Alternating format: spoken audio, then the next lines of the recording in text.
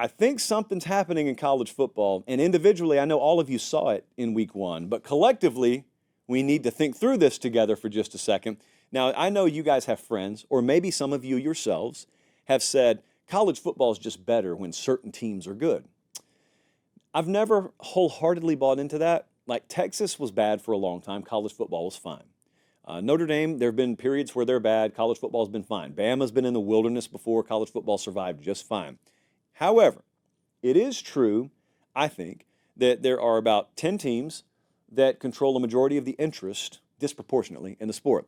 And if a large combination of them are good and relevant at the same time, it's undeniable that it upgrades the national interest in the sport.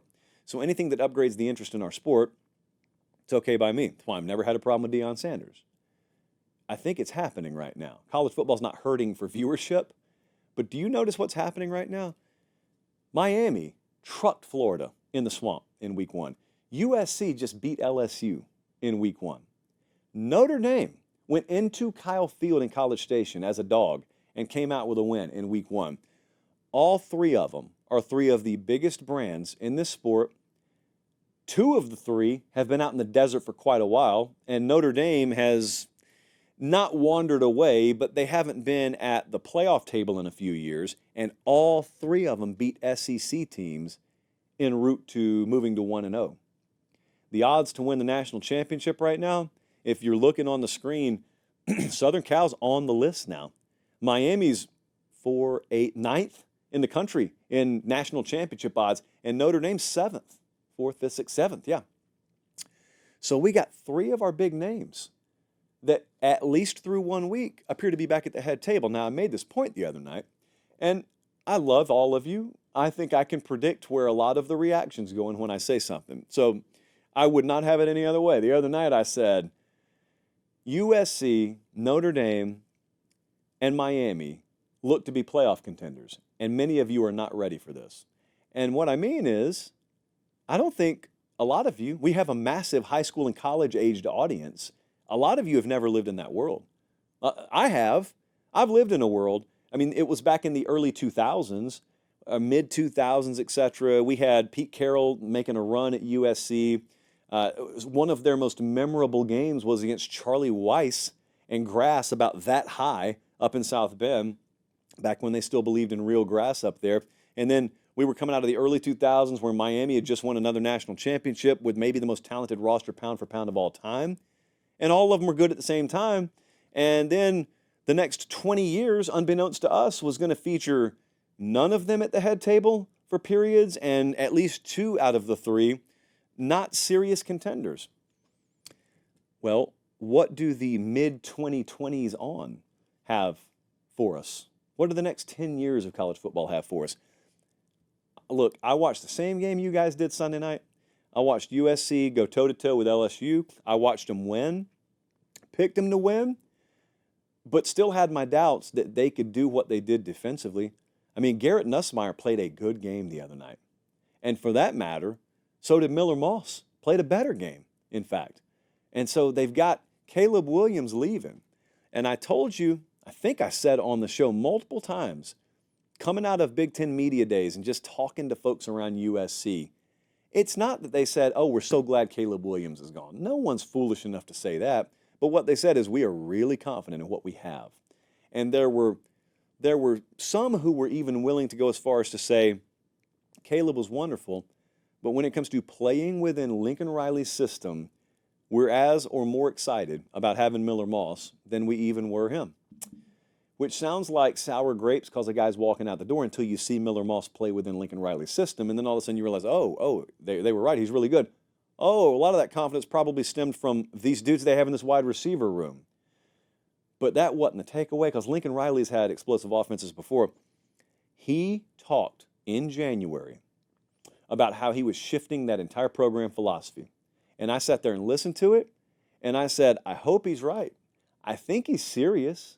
I hope he knows what he's doing, but we got to wait and see. It's not as easy as it looks. You don't just get to speak it into existence.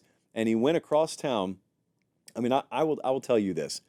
I was standing on the field at the Pac-12 championship game, I believe it was. It was in Las Vegas. And I was standing next to some people, as specific as I'll get, when he made that hire.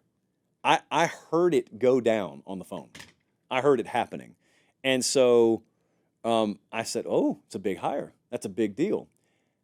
Is it going to work, though? Because it takes more than just hiring a guy. Is it going to work? It looks like it's going to work. Immediately, it looks like it's going to work. So if that's the case, let's just say this out loud. Lincoln Riley with pretty good defense. That's a Big Ten championship contender. That's a national championship player. This year, maybe, but in years to come in general, that's a whole new shift. That's a whole new chapter of USC and Lincoln Riley. So remains to be seen. I will freely admit that's a one-game sample size. For all we know, LSU's horrible. I don't think they are. But for all we know, they are. We've been fooled in week one before. I'm very excited. Miami, sorry about that, Colin. I said Miami as he was pressing the button on the USC B-roll. So what do we think about Miami? Listen, I know that a lot of you hate Miami. A lot of you hate USC. A lot of you hate Notre Dame. I would never change that about you. So I know that your mind and your heart especially is telling you when you see good results from these teams, it's fool's gold. No way, no how. And you'll be drug kicking and screaming to the table of admitting that these teams are going to be legitimate for a while. I think Miami's the same thing. I think Miami's been building towards this for a couple of years. I think that Georgia Tech outcome last year, it gave all the ammunition in the world to people who want to doubt Cristobal as a head coach. No one doubts him as a recruiter, a talent acquirer, but people doubt him as a game day coach. People doubt him and his ability to put together a good staff. I think he had a good staff last year. I think they got a good staff this year. They made some dumb decisions in a game that lost them a game, and it derailed their season, and quarterback went total deer in the headlights, and they turned the ball over a lot, and they lost last year. But lost in all that was they improved last year. And then they started stacking a second recruiting class on top of the first one they got, and they went and got Cam Ward and went and nailed it in the transfer portal. And they got the best roster in the ACC now, in my opinion. And they ought to win the ACC. And they ought to be an 11-game-plus winner this year. And they ought to go win the conference and have a first-round bye in the playoff. That's what we predicted in the summer. That's what they look like they're en route to now. Long way to go. But they're the favorite at FanDuel right now, as you see, to win the conference. But is it long-term? Are they back long-term? Because Florida State won this thing last year, and they're terrible now. So is it more than just that? USC, Miami, is it more than just that? I got less doubt about Notre Dame than any of them because Notre Dame hasn't been bad. Notre Dame lost Brian Kelly and put Marcus Freeman in the head coaching position, and now a couple of years later, they're still winning. They're a better recruiter than they were when Brian Kelly was there, but the pair of coordinators he's got. And think about Al Golden and think about Mike Denbrock being there. That may be the best coordinator duo, certainly one of the best coordinator duos in the country. They were willing to go coach for him. When the best with options are willing to buy in and go coach for a guy that doesn't have a lot of head coaching experience, that says all you need to know, in my opinion. The fact that Notre Dame bet on him also says a whole lot about the quality and caliber of Marcus Freeman. And so now they're not going anywhere either. Like Notre Dame, you can argue with me whether they'll be elite at any point. You can argue with me whether they'll take the step into national title contention.